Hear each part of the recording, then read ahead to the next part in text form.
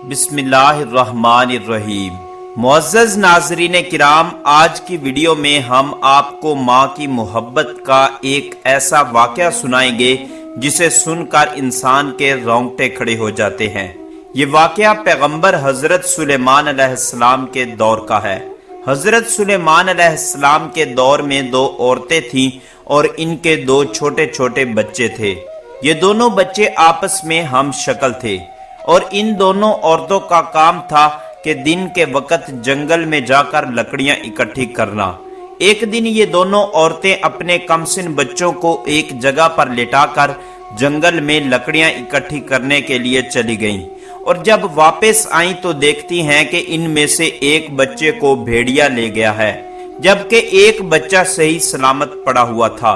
تو ایک عورت کہنے لگی کہ یہ بچہ میرا ہے، جبکہ دوسری عورت کہنے لگی نہیں، یہ بچہ میرا ہے۔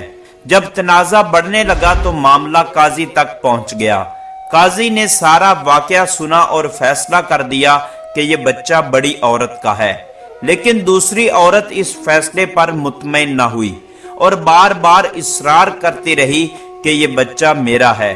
یہ چھوٹی عورت اپنا معاملہ لے کر حضرت سلیمان علیہ السلام کی بارگاہ میں پیش ہو گئی، سارا واقعہ سنایا اور ساتھ کہا کہ یہ بچہ میرا ہے۔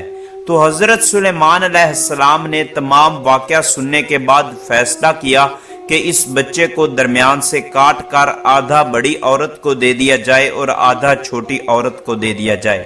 تو اس فیصلے پر بڑی عورت خاموش رہی، جبکہ چھوٹی عورت نے چیخو پکار شروع کر دی اور کہا کہ اس بچے کو چیرا نہ جائے بلکہ اس بڑی عورت کو دے دیا جائے، کیونکہ مجھ سے اس بچے کی تکلیف برداشت نہیں ہوگی۔